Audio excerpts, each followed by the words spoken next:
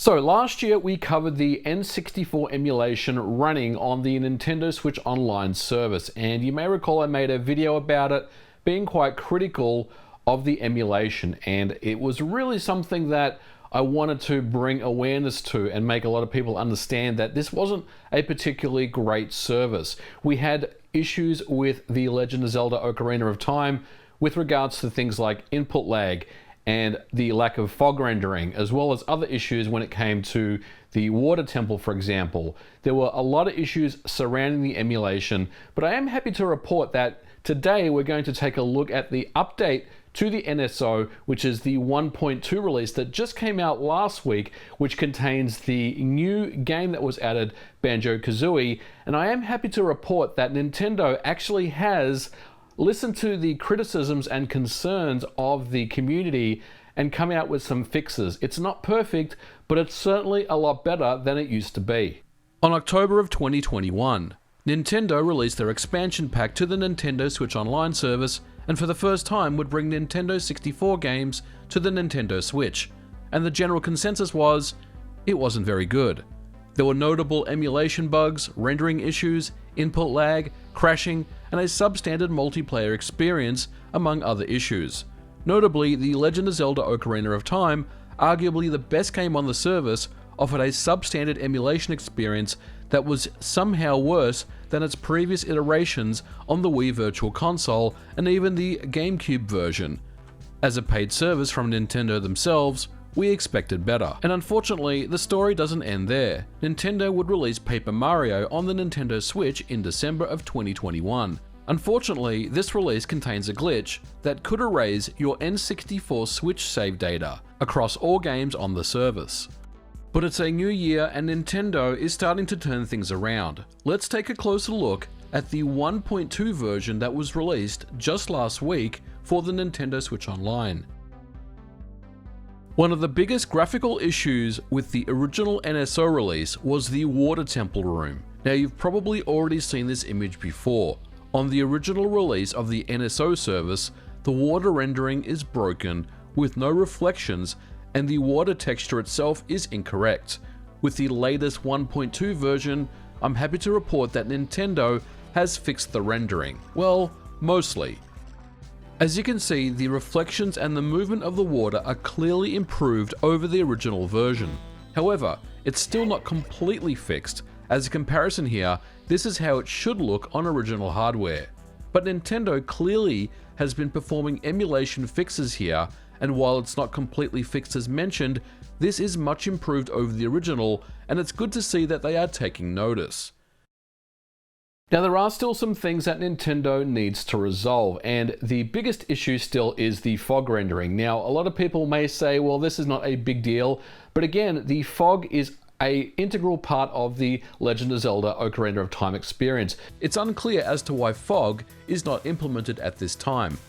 It could easily just be a performance issue, or maybe it's just a bug that Nintendo has yet to resolve. But while rendering is improved, the absence of fog still means that many parts of the game don't accurately represent the original artistic vision for the game. And I do hope that fog is on Nintendo's list of things that they'll address in the next update when we see Majora's Mask next month. Now, there has been one recent discovery about the fog, and this is quite interesting. Recently on Twitter, there's been confirmation that the N64 emulation on NSO contains specific renderers for certain games. And according to Twitter user Luigi Blood, specific renderers exist for Paper Mario, Mario Tennis, and The Legend of Zelda. All other games, for example Star Fox 64, will fall back to a generic renderer. So I wanted to test this out for myself. I took the 4-letter code from Star Fox 64 and pasted it into the ROM of The Legend of Zelda. And then I copied the ROM back onto my Nintendo Switch. Now, of course, you need a modded Switch to perform this task. So how did this experiment actually fare? Well, to my surprise, in the first section of the game, you can clearly see that the fog has well and truly returned. This indeed does prove the claim that specific titles have specific renderers. The fog has returned, and although it's still not quite perfect, it certainly is a lot better. Now, it does make me wonder why that it wasn't added to the OOT renderer. I was also curious to check out the water temple, and unfortunately, it still exhibits the original issue from the 1.00 version. So this certainly isn't a fix, but it's really more of a question about why the fog currently isn't implemented in the OOT renderer. We know it works, and it doesn't appear to have any impact on performance, but hopefully we will see this addressed in a future update. Another rendering issue that was discovered on the 1.0 version on the NSO was the House of Skulltula. The lighting in this room is incorrect, and it's turned up too high, as you can see compared to the original game. Unfortunately, this has not been addressed in the 1.2 NSO update. It still possesses the same characteristics as the 1.0 version.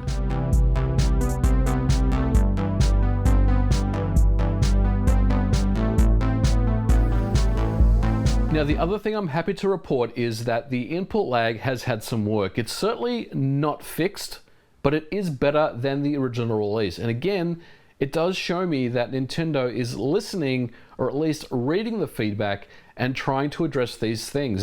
With my tests previously on the original version on the NSO, I was calculating between 5 to 6 frames of input lag. And while still present, once again, in the updated 1.2 version of the Nintendo Switch Online service, input lag is reduced by about 1 to 2 frames. Again, this is not perfect, and due to the nature that this is emulation, it may never be, it's clear that Nintendo has reduced lag here, and overall, the game does feel much better to play. So this is quite a good result. Now, I did want to discuss Banjo-Kazooie on the NSO because this released last week, and I gotta say, I'm very happy with the result of this because overall it runs pretty well indeed, and this does make me very happy. Banjo-Kazooie on the Nintendo Switch Online service runs quite well. I did notice some occasional frame rate stutters and hitches at times, which I would say would be an annoyance to speedrunners. And if I were to guess why this would be occurring, it's most likely due to the recompiler caching its next block of instructions. But otherwise, this is a very faithful version. To be honest, I can't notice any input lag in the game at all, but I also want to note that I've only played the first 2 worlds. Things may occur later on in the game. Now, another thing that I wanted to bring up is the puzzle piece effect on the title screen. This is where the puzzle is constructed and destructed when the player is entering or exiting the game. And this effect has been problematic on some emulators in the past. Now, I'm happy to report that this effect works perfectly here on the NSO version, and this is a good thing. So in conclusion, I am very pleased with the update to the Nintendo Switch Online service. It's definitely not perfect. There are still bugs, there is still input lag, but they are slowly starting to close the gap on those big overarching issues. There is still the massive outlier, which is the game can crash and completely wipe your saves, and that is something that Nintendo still needs to address, but it's also very well documented as well. So it's one of those things where I feel like Nintendo really just needs to address that issue and bring these kind of smaller iterative fixes to the updates every single month. So maybe we'll see some new updates to Majora's Mask next month as well, and that should be good enough for most people. I'm pretty happy with the update, the 1.2 update for the NSO, and hopefully, again, next month we'll see it improve even further. Now, Majora's Mask is a different animal altogether when we're talking about emulation, and it does have its own complexity and its own emulation issues.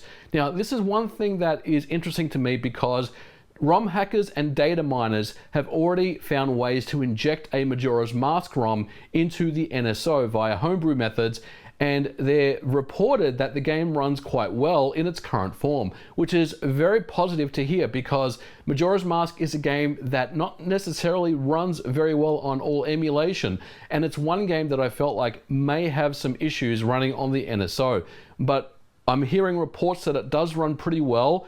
And even if Nintendo doesn't update the NSO service so it remains on the 1.2 version for Majora's Mask, then overall it should still run quite well, which is great. But hopefully we'll continue to see those iterative updates to address those bugs that we've been kind of talking about over the last few months.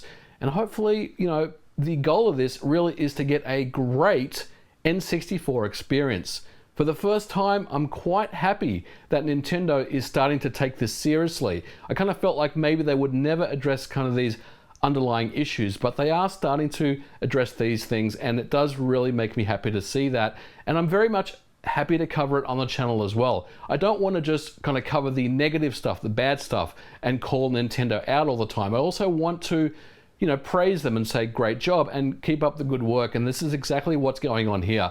So I do want to conclude this video and say good job, Nintendo, keep up the great work with the NSO, and hopefully we'll see more of these bug fixes in the future. But we are going to leave it here for this episode.